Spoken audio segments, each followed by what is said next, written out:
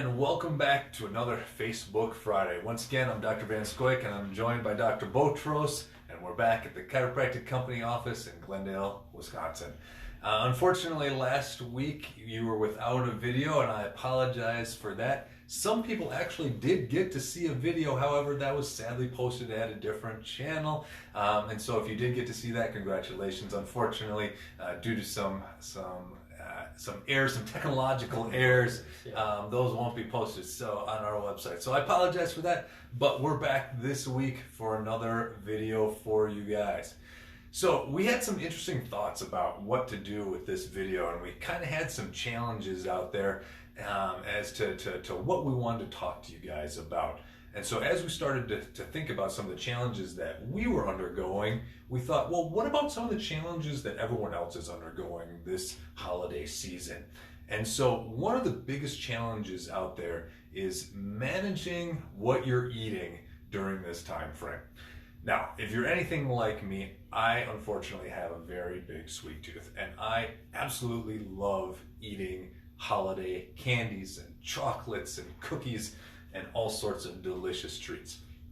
Unfortunately, over the years, I've found out that that's not really the best choice for me. And there's a couple different reasons why this has not been a good choice for me.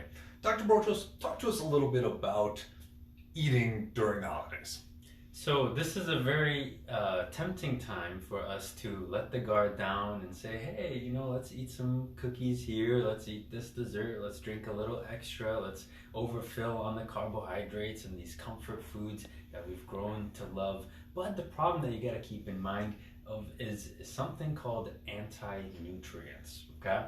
Now, what's an anti-nutrient? Actually, there's a few different types of anti-nutrients out there, but the simple definition of it is anything that you put into your body that either makes your body ineffective or reduces your ability to be able to get rid of toxins, or it actually costs you valuable nutrients, vitamins, and minerals for your body to even be able to process it or fight the inflammation that it causes. So processed sugars, food coloring, things of that nature tend to be anti-nutrients. And so your body will become quite inflamed from eating sugar. Tons of studies on that. It affects virtually every system in the body. And while your body is fighting that inflammation, it's using up a ton of its vitamins and minerals that it could be using for you to feel good and function and to heal at your best. And so that's a really good one to watch out for. Another thing to keep in mind too, and I'm very guilty of this one, is sometimes you'll eat very healthy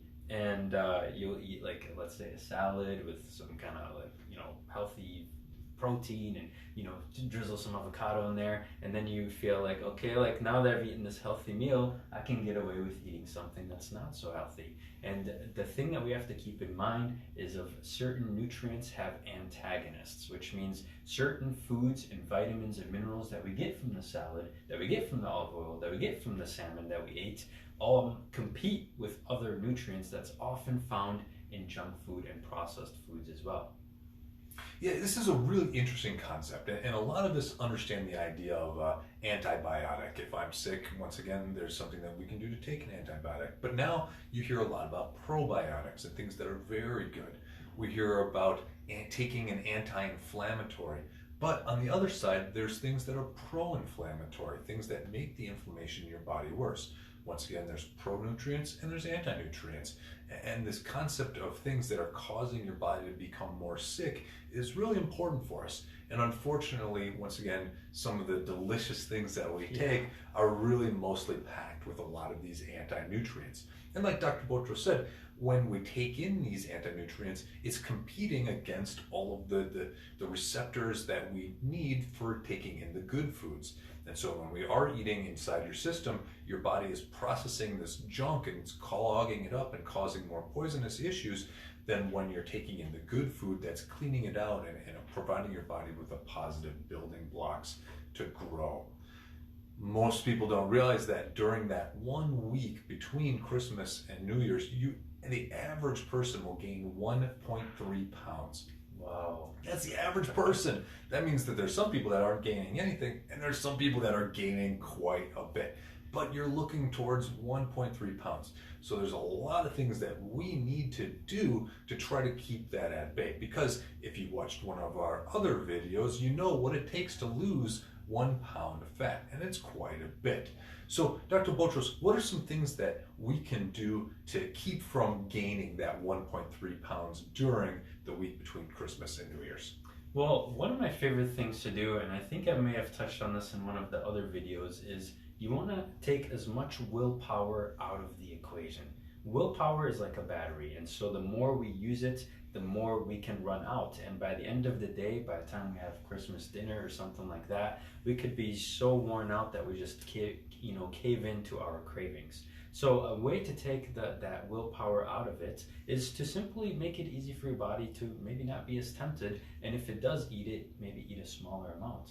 So one of the easiest things and my favorite recommendations is before any kind of meal, even a healthy meal, drink at least 1 cup of water. You can make it 2. I often drink 2 cups of water before I eat, and that's gonna fill up your stomach because your stomach is kind of like a balloon. When you're really hungry, it can be as small as your fist, and it can get a few times larger than that after you've eaten a meal. And so if you can fill this fist up with a cup of water, 2 cups of water, that gives it less space for you to eat some of these unhealthy and calorie-rich foods.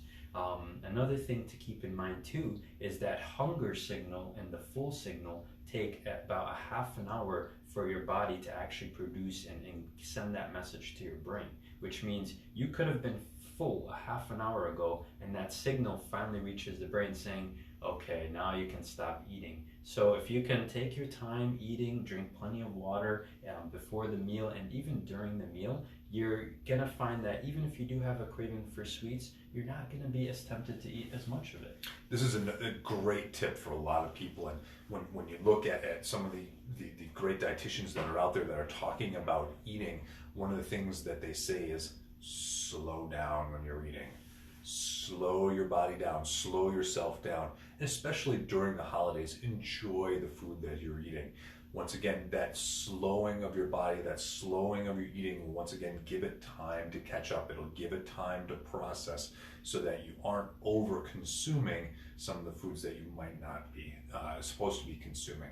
One other thing that we do in our family is that we have lots of vegetables throughout the day, and so that once again you're giving yourself the opportunity to take these good foods in. We cut up peppers, we cut up carrots, and we have all sorts of these things placed around the house so that you can just grab and snack on one of these other alternatives so that you aren't likely to grab some of the other things that we might also have around the house as well.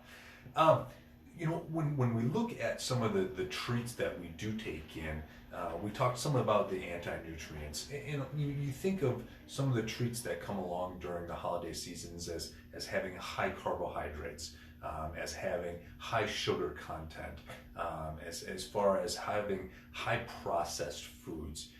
Give me one thing out of those that, once again, your body doesn't do well with. So let's say high carbohydrates. Why is high carbohydrates not necessarily a good thing for your body? That's a great question. So one of the main things why I advocate maybe keeping your carbohydrates to moderate to maybe even low levels based on your exercise levels and everything like that is because it actually starts affecting your hormones quite effectively. So again, within about 15 to a half an hour, you can see that eating those carbohydrates can spike your insulin level up, and that can give you maybe some energy temporarily, but then it causes it to crash down very fast as well, and that can cause low energy, brain fog, even some like depression and anxiety in some people too.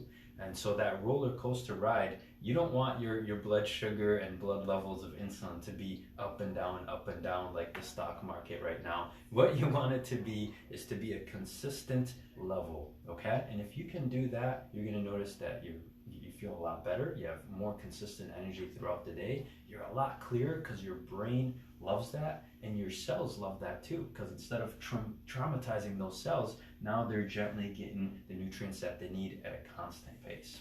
And this is a really cool concept. And when we talk about cells and we talk about the foods that we're eating, there is a need for carbohydrates. There is a need for certain sugars there are a need for fats. Your body does need to process this, and it takes these things in and utilizes them, but it needs to be done at the right amount and the right type. And so if you're getting the right amount, the right type, the right, once again, frequency of these things, your body's going to process it and process it very well, and it's going to allow for you to thrive rather than to break down. So once again, during this holiday season, hopefully you're out there making the right choices as far as the foods that you're eating and the quantities that you're eating. Make sure that, once again, if you are concerned about calorie content, take a look at one of our previous videos. Get out, do some exercise, listen to some of these tips that we've had as far as helping to manage some of the foods that you're putting in, and it'll make your holiday season that much better. So once again, I'm Dr. Alan Scoyk, and I'm joined with Dr. Botros here at the Chiropractic Company.